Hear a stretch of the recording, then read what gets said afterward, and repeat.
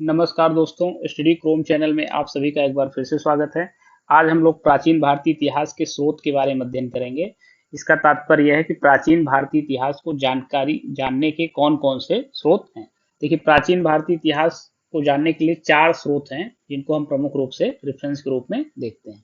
पहला क्या है? धार्मिक साहित्य। धार्मिक साहित्य का मतलब क्या है? जैसे वेद, पुराण, स्मृति ग्रंथ इत्यादि जो धार्मिक साहित्य हैं, इनसे जो हमको भारतीय इतिहास के बारे में, प्राचीन भारतीय इतिहास के बारे में जानकारी मिलती है, उनको हम धार्मिक साहित्य के अंतर्गत रखते हैं। दूसरा है, देखिए, लौकिक साहित्य। लौकिक साहित्य का मतलब क्या है? ऐसे साहित्य जिनका विषय क्या है? धर्म पर आधारित नहीं है। जैसे मुद्रा राक्षस है, जैसे पृथ्वीराज रासो है, ये सब क्या है? ये लौकिक साहित्य हैं और इनसे भी हम लोगों को प्राचीन भारतीय इतिहास के बारे में जानकारी प्राप्त होती है। तीसरा क्या है? विदेशियों का विवरण। जो विदेशी यात्री आए थे समय समय पर भारत में, उन्होंने जो विवरण दिया हुआ है, उनका जो विवरण है वह भी भारतीय इतिहास को जानने का प्रमुख स्रोत है। जैसे यूनानी यात्री आए थे, फिर चीनी यात्री आए थे, और ऐसे तमाम प्रकार के जो यात्री आए, तमाम देशों से जो आए, वो जो विवरण प्रदान किए हैं, उनके विवरण को विदेशियों का विवरण कहते हैं। और उनके द्वारा जो विवरण प्रदान किया गया, उससे भी भारतीय इतिहास के बारे में तमाम प्रकार की जानकारियां मिलती हैं। चौथा है, देखिए, पुरातात्विक साक्ष्य। पुरातात्विक साक्ष्य मतलब जैसे अगर अभिलेख है किसी का, या सिक्के, किसी शासक ने सिक्के अपने प्रचलित करवाए, तो उससे जो हमको जानकारी प्राप्त होती है उस समय के इतिहास के बारे में, इनको जो है पुरातात्विक साक्ष्य के अंतर्गत रखा जाता है। आज हम लोग जो देखेंगे, इसमें जो है विदेशियों से प्राप्त जो विवरण है, इसके आधार पर भारतीय इतिहास के बारे में क्या जानकारी प्राप्त होती है, और पुरातात्विक साक्ष्य के आधार पर भारतीय इतिहास के बारे में क्या जानकारी प्राप्त होती है, इसके विषय में हम लोग अध्ययन करेंगे। देखिए, विदेशी यात्रियों का जो विवरण है, उससे कौन कौन सी प्रमुख जानकारी मिलती है, इसको देख लेते हैं। सबसे पहले हम देखते हैं यूनानी और रोमन लेखक को। किसको देखते हैं? यूनानी और रोमन लेखकों को देख लेते हैं कि इनसे, इनके विवरण से क्या जानकारी मिलती है। देखिए, टेसियस था, ये एक लेखक था। टेसियस जो है, यह क्या था? ईरान का राजवैद्य था। कहाँ का राजवैद्य था? ईरान का। यह पूछा जा सकता है टेसियस कहाँ का यात्री था, ठीक, या कहाँ का विद्वान था? तो ये ईरान का था। और ईरान का क्या था? ये राजवैद्य था। भारत के संबंध में इसका विवरण क्या है? बहुत आश्चर्यजनक कहानियों से भरा पड़ा है, इसलिए बहुत ज्यादा ये जो है विश्वसनीय नहीं माना जाता। तो ये क्या है? ये अविश्वसनीय है। दूसरा देखिए, हेरोडोटस है। कौन है? हेरोडोटस। हेरोडोटस को याद रखिएगा आप लोग, इसको इतिहास का पिता भी कहा जाता है। तो वैश्विक स्तर पर इसको क्या कहा जाता है? इतिहास का पिता कहा जाता है। इसने अपनी पुस्तक लिखी थी, उसका नाम था हिस्टोरिका। इसने अपनी जो पहली अपनी पुस्तक लिखी थी, उसका नाम हिस्टोरिका था। ये 5वीं शताब्दी ईसा पूर्व, मतलब ईसा पूर्व के भारत भारत और ईरान, जिसको फारस बोला जाता है उस समय पे, भारत और ईरान या फारस के संबंध का क्या करता है? ये वर्णन करता है। इसके बाद देखिए, सिकंदर का जब आक्रमण हुआ था, तो उसके साथ कुछ विद्वान आए थे, कुछ लेखक आए थे। उनके भी विवरण क्या है? प्रामाणिक और विश्वसनीय। इसमें कौन कौन विद्वान थे? नियार्कस, आनेसिक्रेटस और अरिस्टोबुलस। ये पूछा जा सकता है कि सिकंदर के साथ साथ कौन विद्वान भारत में आए थे। तो कौन आया था? नियार्कस आया था, आनेसिक्रेटस आया था, और अरिस्टोबुलस आया हुआ था। इसके बाद देखिए, फिर आता है मेगास्थनीज। तो मेगास्थनीज क्या था? ये सेल्यूकस निकेटर का क्या था? राजदूत था। और किसके दरबार में आया था? ये बहुत बड़ा प्रश्न पूछा हुआ है। चंद्रगुप्त मौर्य के दरबार में आया हुआ था। और इसकी पुस्तक थी इंडिका, जिसपे इसने क्या किया? मौर्य युगीन समाज एवं संस्कृति का क्या किया है? वर्णन किया हुआ है। तो जो इंपॉर्टेंट बात क्या है? सेल्यूकस निकेटर का राजदूत था, चंद्रगुप्त मौर्य के दरबार में आया था, और इंडिका नामक इसने पुस्तक लिखी है, जिसमें इसने मौर्य युगीन समाज एवं संस्कृति का क्या किया है? वर्णन किया है। इसके बाद देखिए, डाइमेकस आता है। डाइमेकस क्या था? ये सीरियन नरेश अंतियोकस का राजदूत था। किसका राजदूत था? सीरियन नरेश अंतियोकस का। और ये बिंदुसार के शासनकाल में आया था, राजदरबार में आया था। और यह भी मौर्य युग से संबंधित विवरण प्रदान करता है। इसके बाद देखिए, आता है डायोनीसियस। यह क्या था? मिस्र नरेश टालमी फिलाडेल्फस का क्या था? मिस्र नरेश टालमी फिलाडेल्फस का राजदूत था, और अशोक के राजदरबार में आया हुआ था। तो इसमें जो याद रखने वाली बात है, देखिए, आप ये तीन को क्रम से याद रखेंगे। इसमें क्या था? मेगास्थनीज, ये चंद्रगुप्त मौर्य के राजदरबार में आया था। डाइमेकस, ये बिंदुसार के राजदरबार में आया था। और डायोनीसियस, ये क्या था? ये अशोक के राजदरबार में आया था। और ये किसका राजदूत था? ये था सेल्यूकस निकेटर का। मेगास्थनीज जो है सेल्यूकस निकेटर का राजदूत था। डाइमेकस जो किसका था? सीरियन नरेश एंटियोकस का राजदूत था। और डायोनीसियस किसका था? ये मिस्र नरेश टालमी फिलाडेल्फस का राजदूत था। इसके बाद देखिए, टॉलमी आता है। टॉलमी का वर्णन आता है। तो टॉलमी ने जो वर्णन किया हुआ है, इसने 2वीं शताब्दी में भारत का भूगोल नामक पुस्तक लिखी थी। इसमें इसने भारत का विवरण प्रदान किया हुआ है। फिर क्या है? प्लिनी। इसने प्रथम शताब्दी में नेचुरल हिस्ट्री नामक पुस्तक लिखी थी, और इसमें भारतीय पशुओं, पेड़ पौधों, खनिज पदार्थों इत्यादि के बारे में इसने क्या है? वर्णन किया हुआ था। एक बुक है, उसका नाम है पेरिप्लस ऑफ इरिथ्रियन सी। इस बुक के लेखक का नाम नहीं पता है, लेकिन यह बुक भी इस बुक में भी भारत के बारे में वर्णन किया गया है। इस पुस्तक के लेखक के बारे में जानकारी नहीं है। यह लेखक क्या करीब 80 ईस्वी में हिंद महासागर की यात्रा पर आया था। इसने उस समय क्या था, भारत के बंदरगाहों तथा व्यापारिक वस्तुओं के बारे में जानकारी दी है। तो ये भारतीय इतिहास के बारे में क्या है, ये इंपॉर्टेंट बुक है, ये भी पूछा जाता है, जबकि इसके लेखक का नाम नहीं पता है। इसके बाद देखिए चीन से आए हुए जो लेखक थे, कहाँ से, चीन से जो आए हुए लेखक थे उनका विवरण देख लेते हैं। इसमें देखिए आया था फाहियान। चीन से कौन आया, फाहियान आया। फाहियान आया तो ये क्या था, यह चीनी यात्री गुप्त नरेश चंद्रगुप्त द्वितीय के राजदरबार में आया था। तो किसके राजदरबार में आया था, चंद्रगुप्त द्वितीय के राजदरबार में आया था। ये गुप्त काल में एक तरह से आया हुआ था, गुप्त नरेश चंद्रगुप्त द्वितीय के राजदरबार में।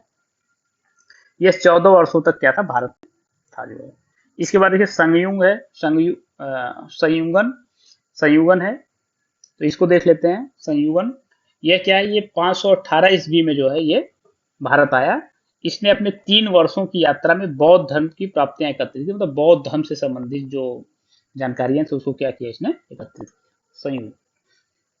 इसके बाद नेक्स्ट देखिए वेन सॉन्ग। ये थोड़ा सा हैंड सॉन्ग लिख दिया है, यहाँ भी होना चाहिए, वेन सॉन्ग है वह होना चाहिए। वेन सॉन्ग देख लेते हैं। वेन सॉन्ग ये देखिए, वेन सॉन्ग क्या था, ये हर्षवर्धन के शासन काल में भारत आया था। और वेन सॉन्ग जो है 629 ईस्वी में क्या है, चीन से भारत के लिए प्रस्थान किया और लगभग 1 वर्ष बाद यह क्या था, कपिसा पहुंचा था। और भारत में ये 15 वर्ष तक ठहरकर 645 ईस्वी में क्या था, ये चीन लौट गया था। यह क्या था, नालंदा जिला स्थित नालंदा विश्वविद्यालय में, जो उस समय पे नालंदा विश्वविद्यालय बहुत फेमस विश्वविद्यालय हुआ करता था, वहां पे अध्ययन इसने किया था। और बौद्ध ग्रंथों को इसने क्या किया था, एकत्रित किया था। इसका जो भ्रमण वृत्तांत है वह सीयूकी नाम से प्रसिद्ध है। इसने हर्षकालीन समाज, धर्म और राजनीति के बारे में वर्णन किया। इसके अनुसार सिंध का राजा कैसा क्या था, शूद्र था। वेन ने बताया कि ने बुद्ध की प्रतिमा के साथ सूर्य और शिव की प्रतिमाओं का भी पूजन किया। इसके समय में नालंदा विश्वविद्यालय के कुलपति कौन थे, आचार्य शिलभद्र थे। ये प्रश्न पूछा जाता है कि जब वेन आया था भारत में तो उसमें नालंदा विश्वविद्यालय के कुलपति कौन थे, तो ये शिलभद्र थे। यह विश्वविद्यालय बौद्ध दर्शन के लिए क्या था, प्रसिद्ध केंद्र था। इसके बाद देखिए इत्सिंग, चीनी यात्री इत्सिंग था। यह 7वीं शताब्दी के अंत में भारत आया। इसने अपने विवरण में नालंदा विश्वविद्यालय और विक्रमशिला विश्वविद्यालय का वर्णन किया तथा अपने समय के भारत का भी इसने वर्णन किया था। तो ये देखिए 4 टोटल जो है यात्री थे, जो चीनी यात्री थे जो भारत आए थे। ये फाहियान, ये गुप्त नरेश चंद्रगुप्त द्वितीय के शासनकाल में आया था। संयुगन ये आया था 518 ईस्वी में। इसके बाद वेनसोंग, ये हर्ष के शासनकाल में एक तरह से आया हुआ था, हर्षकालीन जो है इतिहास का ये वर्णन करता है। इसके बाद इत्सिंग, ये 7वीं शताब्दी के अंत में भारत आया था। इसके बाद देखिए अरबी लेखक भी क्या थे, इन्होंने भी वर्णन किया हुआ है। अरबी लेखक में देखिए अलबरूनी है। यह महमूद गजनवी के साथ, जब महमूद गजनवी आक्रमण करता है भारत में तो उसके साथ अलबरूनी आता है। अलबरूनी ख्वारिज्म या खीव, आधुनिक तुर्कमेनिस्तान, तो ये जो है यहाँ का रहने वाला था। और अरबी में लिखी गई उसकी कृति किताबुल हिंद, या इसी को बोलते हैं तहकीके हिंद या भारत की खोज। किताबुल हिंद या तहकीके हिंद या भारत की खोज, ये इसकी पुस्तक थी अलबरूनी की। और आज भी इतिहासकारों के लिए क्या है, महत्वपूर्ण स्रोत है इतिहास को जानने के लिए। यह विस्तृत ग्रंथ है। ये इसमें क्या है, धर्म, दर्शन, त्योहारों, खगोल विज्ञान, रीति रिवाजों तथा प्रथाओं, सामाजिक जीवन, भार तौल, मापन विधियों, मूर्ति कला, कानून, माप यंत्र विज्ञान इत्यादि का जो है क्या है, मापतंत्र विज्ञान इत्यादि का क्या है, इसमें वर्णन किया गया है। इसमें राजपूत कालीन समाज, धर्म, रीति रिवाज, राजनीति इत्यादि पर भी क्या है, सुंदर प्रकाश डाला गया है, जो इसने पुस्तक लिखा था किताबुल हिंद या तहकीके हिंद में। इसके बाद इब्न बतूता आता है। इसके द्वारा भी अरबी भाषा में लिखा गया उसका यात्रा वृत्तांत है, जिसको रेहला जानते हैं। रेहला नामक से इसने अपना यात्रा वृत्तांत लिखा था। और 14वीं शताब्दी में भारतीय उपमहाद्वीप के सामाजिक तथा सांस्कृतिक जीवन के विषय में क्या बहुत ही प्रचुर और सबसे रोचक जानकारियां प्रदान करता है। यह 1333 ईस्वी में दिल्ली पहुंचता है और इसकी विद्वता से प्रभावित होकर उसमें जो सुल्तान था, मोहम्मद बिन तुगलक दिल्ली का सुल्तान था, उसने क्या किया था, उसको दिल्ली का काजी या न्यायाधीश नियुक्त किया था। अन्य लेखकों में देखिए कौन कौन से और लेखक हैं जो आए थे, जैसे तारानाथ आए हुए थे। तारानाथ एक तिब्बती लेखक थे। और ये जो है तंगयूर नामक ग्रंथ की इन्होंने रचना की थी। इनसे भारतीय इतिहास के बारे में जो है प्रचुर मात्रा में जानकारी प्राप्त होती है। इसके बाद मार्को पोलो, यह 13वीं शताब्दी के अंत में आया था। पांड्य देश की यात्रा किया था भारत में। और इसका विवरण जो है पांड्य इतिहास के अध्ययन के लिए क्या है, बहुत ही उपयोगी है, मार्को पोलो। इसके बाद देखिए पुरातत्व संबंधी साक्ष्य जो मिलते हैं उनसे कौन कौन सी जानकारियां प्राप्त होती है, इसको देख लेते हैं। इससे संबंधित क्या जो अध्ययन सामग्री है, इसमें देखते हैं भारतीय पुरातत्व शास्त्र का जो पितामह है ये किसको कहा जाता है, ये सर अलेक्जेंडर कनिंघम को कहा जाता है। तो भारतीय पुरातत्व शास्त्र का पितामह किसको कहा जाता है, ये सर अलेक्जेंडर कनिंघम को कहा जाता है। अभिलेखों का जो अध्ययन है उसको क्या बोलते हैं, अभिलेखों के अध्ययन को क्या बोलते हैं, इपिग्राफी बोलते हैं। अभिलेखों का जो अध्ययन उसको क्या बोला जाता है, इपिग्राफी बोला जाता है। 1400 ईसा पूर्व के अभिलेख जिसको कि बोगास कोई या एशिया माइनर अभिलेख कहते हैं, वहां से क्या था, वैदिक देवता मित्र, वरुण, इंद्र और नासत्य अश्विनी कुमार के नाम मिलते हैं। तो 1400 ईसा पूर्व में बोगस कोई में एक अभिलेख मिलता है, जिसको 1400 ईसा पूर्व का एक अभिलेख मिलता है जिसको कि बोगस कोई या एशिया माइनर का अभिलेख कहते हैं। इसमें वैदिक देवताओं के क्या है, नाम मिलते हैं, जिसमें कि कौन कौन से देवता हैं, जैसे मित्र है, वरुण, इंद्र, नासत्य या अश्विनी कुमार, इनके जो है नामों का वर्णन मिलता है। मध्य भारत में भागवत धर्म विकसित होने का प्रमाण यवन राजदूत क्या, हेलियाडोरस के वेशनगर या विदिशा, उसमें वेशनगर, विदिशा को वेशनगर बोलते थे, वेशनगर या विदिशा के गरुड़ स्तंभ लेख से प्राप्त होता है। मध्य भारत में भागवत धर्म का विस्तार जो है ये हुआ था। सर्वप्रथम जो है भारतवर्ष का जिक्र जो है हाथी गुम्फा अभिलेख में मिलता है। सर्वप्रथम दुर्भिक्ष का जानकारी देने वाला जो अभिलेख है वो सौगौरा का अभिलेख है। तो देखिए सर्वप्रथम दुर्भिक्ष की जो जानकारी मिलती है कि दुर्भिक्ष भारत में पड़ा हुआ था, ये किस किस अभिलेख से मिलता है, ये सौगौरा के अभिलेख से मिला। इस अभिलेख में संकट काल में उपयोग के लिए खाद्यान्न सुरक्षित रखने का भी उल्लेख किया गया है। सर्वप्रथम भारत पर होने वाले हूण आक्रमण, जो हूणों का आक्रमण था, उसकी जानकारी सर्वप्रथम किस अभिलेख से मिलती है, तो ये भीतरी स्तंभ अभिलेख से मिलती है। सती प्रथा का पहला जो लिखित साक्ष्य मिला हुआ है कहाँ से, एरड़ अभिलेख से मिला है। इसको लिखने वाला जो शासक था, शासक भानुगुप्त था। तो सती प्रथा का पहला जो लिखित साक्ष्य कहाँ से मिला, बहुत इंपॉर्टेंट प्रश्न, कई बार पूछा हुआ है, कि एरड़ अभिलेख से मिला हुआ था। और सर्वप्रथम हूण आक्रमण की जानकारी किस अभिलेख से मिलती है, भीतरी के स्तंभ अभिलेख से मिलती है। दुर्भिक्ष की जानकारी सर्वप्रथम किस अभिलेख से मिलती है, सौगौरा के अभिलेख से मिलती है, आप ध्यान रखेंगे। इसके बाद जो है सातवाहन राजाओं का पूरा इतिहास उनके अभिलेखों के आधार पर ही लिखा गया है। कश्मीरी नौपाषाणिक पुरा स्थल जो है, जिसमें बुर्जहोम से क्या हुआ है, गर्तावास गड्ढा घर का साक्ष्य मिला है। इनमें उतरने के लिए सीढ़ियां होती थी। मनुष्य के साथ यहाँ उसके पालतू कुत्ते को भी दफनाने की प्रथा प्रचलित थी। ये भी प्रश्न पूछा हुआ है कि गर्तावास कहाँ से मिले हैं, तो ये बुर्जहोम से मिला है। और यह भी पूछा हुआ है कि बुर्जहोम नौपाषाणिक स्थल है या पूरा पाषाणिक स्थल, तो नौपाषाणिक स्थल। और यह भी प्रश्न पूछा हुआ कि कहाँ पे है, तो ये कश्मीर में है। और यह भी प्रश्न पूछा है कि कौन सा स्थल है जहां मनुष्य के साथ उसके पालतू कुत्ते को भी दफनाने की प्रथा प्रचलित थी, तो ये बुर्जहोम में है।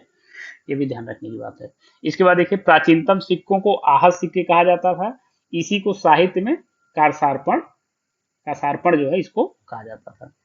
सर्वप्रथम सिक्कों पर लेख लिखने का जो कार्य है ये यवन शासकों ने किया हुआ था। तो ये भी प्रश्न पूछा हुआ है कि सर्वप्रथम सिक्कों पर लेख लिखने का कार्य कौन किया, तो यवन शासकों ने किया था। समुद्रगुप्त, देखिए इंपॉर्टेंट प्रश्न, समुद्रगुप्त की वीणा बजाते हुए मुद्रा वाले सिक्के से उनके संगीत प्रेमी होने का प्रमाण मिलता है। तो समुद्रगुप्त की एक जो है समुद्रगुप्त का एक सिक्का प्राप्त होता है जिसमें वो क्या है, समुद्रगुप्त वीणा बजाते हुए दिखाया गया, जिसमें समुद्रगुप्त को वीणा बजाते हुए दिखाया गया है। तो इससे क्या पता चलता है कि समुद्रगुप्त क्या था, संगीत प्रेमी था। अरिकामेडु, ये पुडुचेरी की निकटता से रोमन सिक्के प्राप्त हुए हैं। ये पुडुचेरी के निकट है, ये अरिकामेडु से क्या हुआ है, रोमन के सिक्के प्राप्त हुए हैं। इसके बाद देखिए उत्तर भारत के मंदिरों की कला शैली, जो उत्तर भारत के मंदिरों की कला शैली उसको बोलते थे नागर शैली। और जो दक्षिण भारत के मंदिर है उनकी कला शैली को क्या बोलते हैं, द्रविड़ शैली बोलते हैं। और मध्य भारत के मंदिरों का निर्माण नागर और द्रविड़ शैली, दोनों शैलियों का उस पर प्रभाव पड़ा है, और इसे इसीलिए क्या बोला जाता है, बेसर शैली बोला जाता है।